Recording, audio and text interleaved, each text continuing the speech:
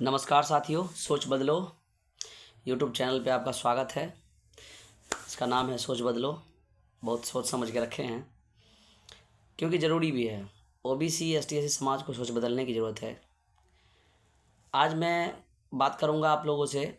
मैं ये सीरीज चालू किया हूँ, मेरा पहला वीडियो है जिसमें मैं बात करूंगा चातुर्थ वर्ण समाज जो था, 4 वर्ण का जो व्यवस्था था वो कैसे फर्जी था और कैसे उसके बेस पे, उस पे आधार पे 80% जनसंख्या को बर्बाद किया गया।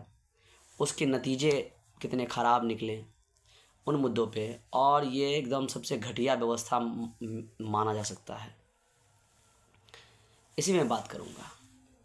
तो मैं पहले चाहूँगा कि आप लोगों को ये बता दूं कि चातुर्वर्ण जो समाज की व्यवस्था थी, जिनका वर्णन आपको गीता में भी मिलेगा। गीता में जिस चातुर्वर्ण समाज की संकल्पना है, मैं उन्हें नतमस्तक होकर प्रणाम करता हूँ। और अगर वो लागू होता, अगर वैसा होता तो भारत विश्वगुरु होगा वाली बात नहीं होती, भारत विश्वगुरु होता। मैं रखना चाहता हूँ कि गीता में जिस चातुर्वर्ण समाज की जिक्र है वो क्या चाहता था, वो क्या मतलब उसके बेस क्या थे, उनका सोचने का तरीका क्या था, भगवान कृष्ण क्या चाहते थे। सिंपल सी बात है। मैं अनुमान तो नहीं लगा सकता हूँ क्योंकि वो भगवान थे, मैं आम आदमी हूँ। फिर भी प्रयास जहाँ तक मुझे समझ में आया है वो मैं बता रहा हूँ। चातुर्वर्ण समाज व्यवस्था ये था, जैसे मान लीजिए कि 4 रूम हैं और बाहर एसटी एससी ओबीसी अभी जो चल रहा है जनरल, ये 4 वर्ण थे पहले। 4 वर्ण का मतलब हुआ, वर्ण में आ जाइए आप। जो इसमें था सबसे, ये ब्राह्मण, क्षत्रिय, वैश्य और शूद्र, ये 4 वर्ण थे। इस 4 वर्ण में 4 रूम है सामने। अगर ब्राह्मण का बच्चा है, ब्राह्मण के संतान है, राजपूत के संतान हैं जिसे क्षत्रिय कहते थे, क्षत्रिय के संतान हैं, वैश्य के संतान है या शूद्र के संतान है, ये सभी उस रूम से बाहर है। फिर उनकी योग्यता के अनुसार, जैसे एग्जाम्पल के लिए अगर मैं कहूँ कि अगर कोई शूद्र का बच्चा है, शूद्र के संतान है, और वो किसी चीज़ को एक्सप्लेन करने में, किसी चीज़ को समझाने में, पढ़ाने में अच्छा है, उसकी एबिलिटी उसमें बेहतर है, तो ब्राह्मण होगा और उन्हें ब्राह्मण का दर्जा दिया गया जाएगा। ये जातियाँ नहीं थी, ये एक व्यवस्था थी। एक ऐसे समझिए कि एक टीम था ये। लेकिन और मान लीजिए कोई ब्राह्मण के बच्चे हैं और वो सेवा देने में अग्रणी हैं, उन्हें पढ़ाई लिखाई में मन नहीं लगता, तो वो शूद्र होंगे। अगर कोई वैश्य के बच्चे हैं और वो बहुत बलशाली है, युद्ध करने में निपुण है, बहुत ताकत है उसके अंदर, तो वो क्षत्रिय होंगे। और अगर कोई क्षत्रिय का बच्चा है और वो क्या नाम है, व्यवसाय से रिलेशन रखना चाहता है, तो वो क्या है, वैश्य है। ये संकल्पना थी जो होना चाहिए था, और अगर ऐसा होता तो भारत विश्वगुरु होता, इसमें नो डाउट। लेकिन मैं एक शॉकिंग न्यूज़ आपको देना चाहता हूँ कि ये कभी नहीं था, अभी नहीं। मैं जब इसको देखा, क्योंकि मेरे में एक आदत है कि मैं जो देखता हूँ वही समझता हूँ, वही बोलता हूँ। आपके धर्म ग्रंथ में कितने अच्छे अच्छे बात लिखे हुए हैं, चाहे वो कोई भी धर्म ग्रंथ हो, मुझे उससे कोई फ़र्क नहीं पड़ता। मुझे फ़र्क इससे पड़ता है कि ये समाज में किस तरह के माहौल है और किस तरह से लोग इस चीज़ को लेते हैं, किस तरह से इस चीज़ को बढ़ाते हैं। जैसे मैं अगर सनातन संस्कृति की बात करूं, तो गीता जो धर्म ग्रंथ है हम लोगों का, उसे धर्म ग्रंथ ही सिर्फ कहना गलत है। वो इस पूरे इंसानियत का एक रास्ता है, पाथ है, जिस पे अगर लोग चलें, इसको अगर माने तो मानना मतलब ऐसे नहीं कि आंख मूंद के मान लेना है, समझ कर उसको फॉलो करें तो बहुत बड़ी बात है। मैं आप लोगों को बता देना चाहता हूँ, जो हमारे साथी अभी देख रहे हैं, कि अगर हिंदू सनातन संस्कृति को समझना है आपको, तो आप वेद पढ़ लीजिए। उसके बाद जो 11 उपनिषद है मेन मूल रूप से, उसको पढ़ लीजिए। और उसके बाद गीता जी को पढ़ लीजिए। इतने पढ़ने के बाद मुझे उम्मीद है कि आप सनातन संस्कृति को बढ़िया समझ पाइएगा, और यही मेन मूल है। और ये सब भी अगर आप पढ़ लें और कोई अच्छे गुरु आपको मिल जाएं, तो आप अष्टावक्र गीता भी पढ़ लीजिए। आप गौर करिएगा कि ये जो मनोवादी सोच के लोग हैं, वो कभी भी सॉरी दोस्तों, तो कभी भी वो अष्टावक्र गीता पे बात नहीं करेंगे। अष्टावक्र गीता को वो निगलेक्ट करके चलते हैं। जानते हैं क्यों? क्योंकि उसमें उसकी पोल खोला गया है। गीता पे ज़्यादा चर्चा करते हुए नहीं देखिएगा आप, क्योंकि उसमें उसकी पोल खुलेगी। ज़्यादा बात किसका करता है? मनुस्मृति की, जहाँ उनके पक्ष में बहुत सारी बातें लिखी हुई हैं और बाकी जात को नीचा दिखाया गया है हर तरीक़ा से। यहाँ कुछ लोग आएंगे, वैसे मैं बहुत सारे ऐसे वीडियो देख चुका हूँ, बहुत सारे ऐसे थिंकर देख चुका हूँ, जो बोलते हैं कि नहीं नहीं उसमें मिलावट हुई है। किसमें?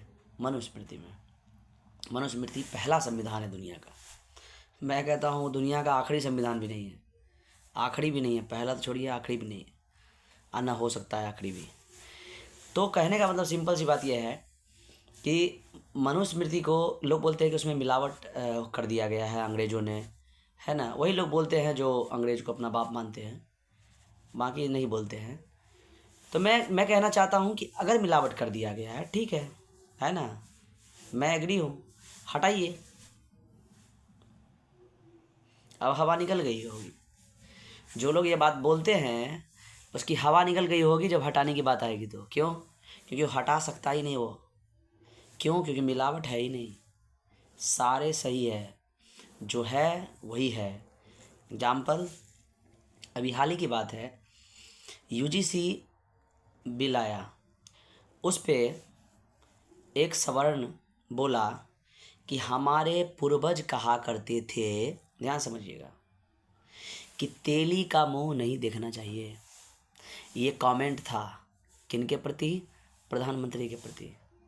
अब सोच लीजिए कि ये मानसिकता कहाँ से आ रही है? पूर्वजों से। मतलब उनके पूर्वज भी गधे थे, वो भी गधे हैं, और उनके आने वाले नस्ल भी गधे होंगे जो इस तरह की बातें करते हैं आज भी। मैं सभी सवर्ण के विपक्ष में कभी नहीं रहता हूँ, न हो न रहूँगा, लेकिन जो गलत है वो गलत है। अगर आप प्रधानमंत्री को तेली कह के ऐसे संबोधित कर सकते हैं, तो सोचिए जो आम तेली है उसको आप क्या कहिएगा? ये है मेन मानसिकता, ये ख़त्म होना ज़रूरी है। और ये ख़त्म तब होगा जब ऐसे सख्त कानून आएंगे, जब ओबीसी एसटी एससी जगेगा, अपने अधिकार के लिए लड़ेगा, अपने अधिकार के लिए पूर्ण समर्पण रखेगा। चलिए हम चलते हैं चातुर्वर्ण समाज की तरफ। चातुर्वर्ण समाज, जैसे मैंने आपको अभी समझाया, कि योग्यता के अनुसार वो या तो ब्राह्मण होंगे, या फिर क्षत्रिय होंगे, या फिर वैश्य होंगे, या फिर शूद्र होंगे, जन्म के आधार पर नहीं। मैं जहाँ तक पढ़ा हूँ, थोड़ा बहुत जानकारी जहाँ तक मुझे है इस बारे में, उसके अनुसार, थोड़ा बहुत नहीं, जितना जानकारी है इनफ है। ऐसा नहीं है कि किसी से कम है। किसी को लगता होगा कि बहुत ज़्यादा है तो वो सिर्फ घुमा सकते हैं, है ना। मैं क्या बोला, मैं फैक्ट पे बात करता हूँ, इधर उधर की बातें नहीं करता। मैं मानता हूँ कि ऋग्वेदिक काल में लिखा हुआ है कि ऋग्वेदिक काल में ऐसी व्यवस्था थी, लेकिन मेरा अपना अनुभव बता रहा है कि ऋग्वेदिक काल में भी ऐसी व्यवस्था नहीं थी। फिलहाल चलिए मान लिया जाए, लेकिन उत्तर वैदिक काल जो 1000 ईसा पूर्व से लेकर 1500 ईसा पूर्व माना जाता है, उस बीच में तो स्पष्ट रूप से लिखा हुआ है, छोटे मोटे किताब लुसेंट में भी आपको मिल जाएगा, कि वहाँ जो है कर्म के आधार पर न होके जन्म के आधार पर होने लगी वर्ण। और जब ऐसा हुआ उसी समय जातियाँ बनी, अजातियाँ बनी नहीं। उन्हीं सवर्णों के द्वारा, उन्हीं लोगों के द्वारा जो लोग चाहते थे कि ये वर्ण व्यवस्था समाप्त हो और जातीय व्यवस्था लगे, उन्होंने इन्हें जातियों में बांटा, और फिर इन्हें जातियों से फिर उपजातियों में बांटा, जैसा कि आप लोग जानते होंगे कि जैसे कि मान लीजिए मल्लाह है तो उनमें बनपर है, उनमें कोल है, उनमें उनमें केवट है, इस तरह से है। अगर मंडल में जाइएगा तो उसमें दुधवार धानुक है, उसमें अमात है, उसमें फिर और इस तरह से बहुत सारे उपजातियां हैं। तो ये जो तोड़ने का तरीका शुरू हुआ, ये तोड़ा ही इसलिए गया कि ताकि सबको सबसे ऊपर बताया जाए। जैसे आप गौर करिएगा, बहुत सारे ओबीसी समाज के लोग, आज के लोग एसटी एससी से भेदभाव रखते हैं। और ओबीसी में भी जो क्या नाम है, जैसे जो उसमें भी फिर बांट दिया कि तुम मुझसे नीचे, तुम मुझसे नीचे, तुम मुझसे नीचे। जैसे कि एग्जांपल के लिए मैं बता दूं कि हम लोग मान लीजिए साहनी है, तो साहनी में हम लोग बनपर है, तो उसमें जो जो नीचे है उन लोगों के बीच में हम लोगों का रिलेशन नहीं होता है, अभी भी नहीं होता है। अभी बोलते हैं नहीं नहीं छोटा जाति है, उससे शादी करेगा। ये मानसिकता है, ये मानसिकता आई कहाँ से? ये मानसिकता आई नहीं, बनाई गई है। और चातुर्वर्ण समाज का जो संकल्पना था भगवान कृष्ण का, उनको ये लोग बर्बाद करके रख दिए और उसका नतीजा हुआ कि देश बर्बाद हुआ। अब इसका देश पे क्या इफेक्ट हुआ वो समझिए। देश पे ये इफेक्ट हुआ, मान लीजिए कि आपके गांव में 100 आदमी हैं, 100 में से 10 पढ़े लिखे लोग हैं, ज्ञानी आदमी हैं, जिसे आप ब्राह्मण कह सकते हैं। 10 लोग लड़ने वाले हैं, 20 गया, बचा 80 का न वेद पढ़ने का अधिकार है, न पढ़ाई करने का अधिकार है, न संपत्ति रखने का अधिकार है, न जोर से बोलने का अधिकार है, न वो वेद सुन सकता है, पढ़ना तो छोड़िए सुन भी नहीं सकता है। उसके बाद उसी में बांट दिया अछूत। अछूत मतलब जिसे छुआ भी नहीं जा सकता। इसीलिए आप देखते होंगे, गौर करते होंगे कि आपके गांव में, आपके आसपास के गांव में अगर आप गौर करके देखिएगा तो अगर चमार या फिर दुसाध या फिर इस तरह के जो जातियां हैं या डोम, इस जातियों का घर अगर आप देखिएगा तो गांव से अलग होता है, और वो पूर्व या पश्चिम में नहीं होता है, या तो वो दक्षिण में भी, उत्तर में भी कम होते हैं, दक्षिण में ज़्यादा होते हैं, उत्तर या दक्षिण में होता है। जानते हैं क्यों? ये मानसिकता है ना, यही मानसिकता था कि उसका हवा भी, उस टोला से हवा भी जो है हमारे गांव में या हमारे टोला में ना आए। इस लेवल पे भेदभाव था, और ये दिखता है आज भी, इसके प्रमाण हैं। आप जाके, मेरे गांव में तो शायद डोम नहीं है, लेकिन बाकी जात है, चमार जैसे है, ये बाकी जात है, तो मैंने ये बात गौर किया है। आप भी देख सकते हो, आप अपने गांव में, अगर आपके गांव में होगा तो आप इस बात को गौर कर सकते हैं।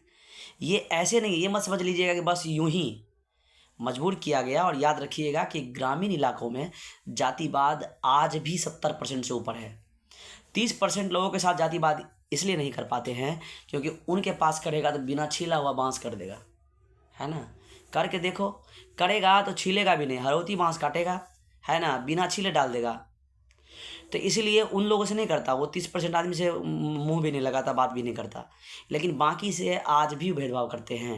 एग्जाम्पल, जैसे अगर कहीं भोज हो ब्राह्मण के यहाँ या फिर सवर्णों के यहाँ, किसी भी सवर्ण के यहाँ, आज के डेट में भी जो दूसरे जाति के लोग होते हैं, भले आप कितने भी पढ़े क्यों नहीं हैं, आपको एक अलग पाँति में बैठना पड़ता है, अलग लाइन होती है उनकी।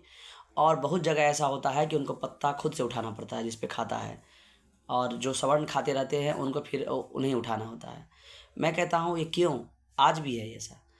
तो इस प्रकार आप कह सकते हैं कि चातुर्वर्ण समाज की जो संकल्पना है, वो समाज को तोड़ने का काम किया, समाज को बर्बाद करने का काम किया। और 20% आदमी पूरे ग्रामीण गांव की संपत्ति पर और पूरे क्या नाम है एजुकेशन पर अपना पावर रखा। 80% आदमी को किसी काम के नहीं रहने दिया। उसी समय में मोहम्मद बिन कासिम, उसके बाद आप आ जाइए क्या नाम है इसका, मोहम्मद गौरी, मोहम्मद गजनबी जैसे लोगों का आक्रमण हुआ भारत पे। जो हम लोग आज मुस्लिम मुस्लिम मुस्लिम करते रहते हैं, बदनाम करते रहते हैं फालतू में किसी को, या किसी भी तरीका का करते रहते हैं। पहले आप अपना ठीक करिए, उसके बाद ही दूसरे को बोल सकते हैं। मान लीजिए कि मोहम्मद बिन कासिम या मोहम्मद गौरी या फिर कोई भी आया होगा, कितना सैनिक लेके आया होगा, डेटा सर्च कर लीजिएगा आप लोग। 2000, 4000, 5000, उससे ज़्यादा आदमी लोग नहीं आया होगा। लेकिन आपके देश में आया जहाँ आप करोड़ों में हैं, लाखों में हैं, वहाँ आकर आपको मारा ही नहीं, गर्दा उड़ा दिया, और सोच सकते हैं सिंध से लेकर दिल्ली तक आ गया और आप उसे बीच में कहीं भी नहीं रोक पाए। इस बीच में कितने राजा होंगे, वो क्या नाम है, नकली राजा, जानते हैं आप लोग, है ना, जो अपने बस बस क्या नाम है, क्षत्रिय होने का गौरव रखते हैं, फालतू का डींग हाँकने का काम करते हैं। वो सोच सकते हैं कि सिंध से लेकर दिल्ली तक घुस गया वो लोग, लेकिन उस बीच में कोई रोकने वाला नहीं था। या क्या उनकी ऐसी इतनी भी प्लानिंग नहीं थी कि दोस्त हम लोग आपस में नहीं लड़ेंगे, पहले हम इनसे भिड़ते हैं, पहले हम इनको भगाते हैं? नहीं। क्यों? क्योंकि ये लोग खुद नाच गाना से फुर्सत नहीं था। इन लोग अड़ोसी पड़ोसी को सताने से फुर्सत नहीं था। जो कृषक वर्ग के लोग थे, थोड़ा बहुत जो मजदूरी करके खाते पीते थे, उनसे टैक्स लेने से उसको फुर्सत नहीं था। और इस प्रकार हमारा देश गुलाम हुआ, पहले इस्लामिक शासकों का और उसके बाद फिर अंग्रेज़ों का। तो अगर आप देखिए चातुर्वर्ण समाज की संकल्पना का, तो सिर्फ और सिर्फ इसके नेगेटिव प्रभाव हुए, एक भी पॉजिटिव प्रभाव इसका नहीं है। इसीलिए मैं चाहूँगा ओबीसी एसटी से ऐसी समाज के जो यूथ है और जो लोग भी हैं, पहले तो इसे सिरे से नकारिए, बेकार है, एकदम घटिया है। मैं मानता हूँ इससे अच्छा अभी है कि संविधान ने मुझे हक दिया कि मैं आज पढ़ा रहा हूँ। अगर मनुस्मृति लागू होता या फिर वही समाज होता तो मैं पढ़ाता नहीं होता, मछली मार रहा होता, निश्चित रूप से मछली मार रहा होता, उसके अलावा मेरा कोई काम नहीं होता।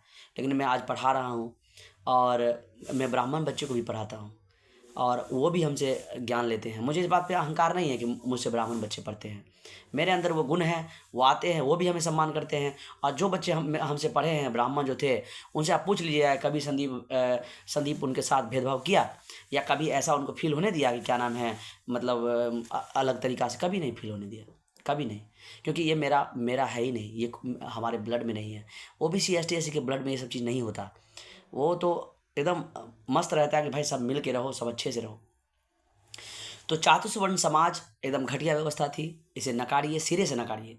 जब भी कोई इस पर ज्ञान देने आए, है ना, तो उनको एग्जाम्पल दीजिए कि बताइए ये क्यों है, इसका क्या परिणाम हुआ, क्या अच्छा है, एक अच्छा ही बता के दिखा दीजिए। कुछ अच्छा नहीं है, बोलेगा कि ये समाज को बैलेंस करने के लिए, तो बताइए इससे घटिया बैलेंसिंग होगा? इतना घटिया बैलेंसिंग कि कोई 2000 आदमी लेकर आ जाए, आपको लूट के चला जाए और आप देखते रहे मूक दर्शक हो गए। ये बैलेंसिंग है? बैलेंसिंग ये नहीं है। बैलेंसिंग अभी है कि हमारे पास 5 लाख 4 लाख 5 लाख क्या नाम है, इंडियन आर्मी है और बहुत सारे हैं, इतने सेनाएं हैं हमारे पास। क्यों है? क्योंकि वहाँ सिर्फ ब्राह्मण क्षत्रिय नहीं है। आज हमारे इंडियन आर्मी में सिर्फ क्षत्रिय नहीं है, वहाँ यादव भी है, मल्लाह भी है, डोम भी है, चमार भी है, दुसाध भी है, हर वर्ण के लोग हैं वहाँ एनडीए जो सबसे बड़े एग्जामों में माना जाता है, उसमें भी सभी वर्ण के लोग हैं। इसीलिए आज वो इतने मजबूत है, इसीलिए इंडियन आर्मी का इतना सम्मान है। पूरे विश्व जानता है कि इंडियन आर्मी अगर मुझे मिल जाए तो मैं पूरे विश्व पे कब्जा कर सकता हूँ। ऐसा है हमारा इंडियन आर्मी। क्यों है? क्योंकि वहाँ सभी है।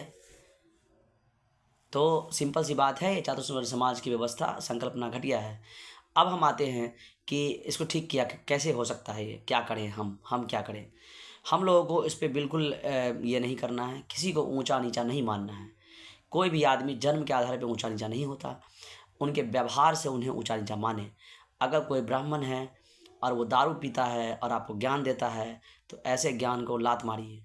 और अगर कोई चमार है और वो दारू नहीं पीता, वो नशा पानी नहीं करता, अच्छे हैं और अच्छा से आपको शिक्षा दे रहे हैं, ज्ञान दे रहे हैं, तो उन्हें आप सर आँखों पर बिठा कर रखिए। लेकिन ये तब होगा जब हम बदलेंगे, जब हम अपनी मानसिकता बदलेंगे, जब हम अपनी सोच बदलेंगे। क्योंकि जब तक सोच नहीं बदलेंगे तब तक वही सोच अंदर रहेगा और वही फिर बाहर भी आएगा। जैसे आज प्रधानमंत्री जी को नहीं छोड़ा जा रहा है, उनको भी उनके जात के नाम से संबोधित किया जाता है और ये कहा जाता है कि हमारे पूर्वज ऐसा करते थे। तो आप सोच सकते हैं कि आपके साथ क्या हो सकता है। इसीलिए तो एक रहिए, पहली बात। तो दूसरी जो ज़रूरी बात है, चातुर्वर्ण समाज के जहाँ भी आपको मौका मिले, जहाँ भी जिस भी अवस्था में हैं आप, अगर आपको थोड़ा बहुत भी, अगर आपके इलाके में मंदिर है और वहाँ बहुसंख्यक है आप ओबीसी एसटी एससी, तो उसकी पुजारी जो होना चाहिए वो ओबीसी एसटी एससी से होना चाहिए। ब्राह्मण, राजपूत या भूमिहार जो भी सवर्ण है वो नहीं होनी चाहिए। उसमें सिर्फ आपके वर्ण से ही कोई पंडित होना चाहिए। अगर उसको ट्रेनिंग की ज़रूरत है तो वो ट्रेनिंग ले, समझे। आजकल पढ़ाई लिखाई के लिए कोई समस्या नहीं है, बहुत ऐसे अवेलेबल है। इसी तरह से ये वर्ण व्यवस्था टूटेगी, और जब ये टूटेगी फिर समाज में एकता आएगी, फिर समाज में समृद्धता आएगी, और फिर ये घुलेगी, जैसे चीनी और शरबत पानी घुल जाता है फिर पता नहीं चलता, और फिर वही समाज बन पाएगा जो भगवान कृष्ण चाहते थे कि सभी एक हैं, योग्यता के अनुसार उनका काम है। अगर वो योग्य हैं पढ़ाने में तो वो ब्राह्मण हैं, अगर वो योग्य हैं लड़ने में तो वो क्षत्रिय हैं, अगर वो योग्य हैं व्यवसाय करने में तो वैश्य हैं, और अगर वो सेवा करते हैं तो शूद्र है। मैं कहना चाहता हूँ ये चारों में से कोई भी नीचा या ऊपर नहीं है। ये जो है सबसे बड़ी घटिया मानसिकता है। ये दोनों वर्ण, ये बात सही है कि ये दोनों वर्ण इसी चीज़ का फ़ायदा उठाकर आज ऊपर हैं। इनके अंदर कोई बहुत ज़्यादा योग्यता नहीं है। अब मैं योग्यता की बात इसमें फेंक दूँ, चातुर्वर्ण समाज की ही घटिया देन के कारण से ये दोनों के पास आज सबसे ज़्यादा ज़मीनें हैं, सबसे ज़्यादा एजुकेशन है, और सबसे ज़्यादा क्या नाम है एजुकेशन होने की वजह से उनके पास पैसा है।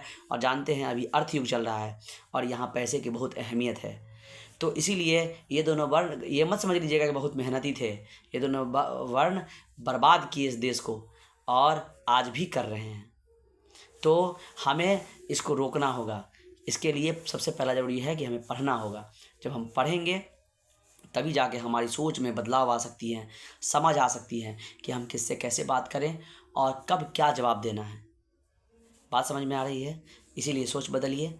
दूसरी जो हमारी आप लोगों से क्या नाम है अनुरोध है कि जैसे कि मान लीजिए कि कोई भी समुदाय के लोग हैं, अगर आपको लगता है कि ये जातिगत बात कर रहा है, ये जाति को ज़्यादा सर्वश्रेष्ठ करके चल रहा है ना, तो निश्चित रूप से उसे रोकिए। क्यों? क्योंकि ये जाति ही है जो जाति नहीं, और इसकी वजह से समाज में ही नहीं पूरे देश में प्रॉब्लम है। भेदभाव आज भी होता है, आप माने या ना माने, और ये इसी चतुष्वर्ण समाज की व्यवस्था का परिणाम है। तीसरी बात मैं आपको कहना चाहता हूँ, ये लोग बहुत मेरिट दिलाते रहते हैं आरक्षण के नाम पे। मैं आऊँगा इस मुद्दे को लेकर भी। मैं आज सिर्फ ये बताना चाहता हूँ कि जो चातुर्वर्ण समाज की संकल्पना है, कोई भी इसको कितना भी अच्छा कह दे, ज़मीन स्तर पे दिखाता है, इतिहास गवाह है कि ये सिर्फ देश को बर्बाद किया है, समाज को बर्बाद किया है, समाज को तोड़ा है, समाज के बहुसंख्यक को सब कुछ से अलग रखा है। आज भी आप अपने गांव में भी जाकर देख सकते हैं कि किसके पास कितनी ज़मीनें हैं, और ये मत समझ लीजिएगा कि उसके पास इसलिए ज़मीन है क्योंकि वो बहुत मेहनती थे।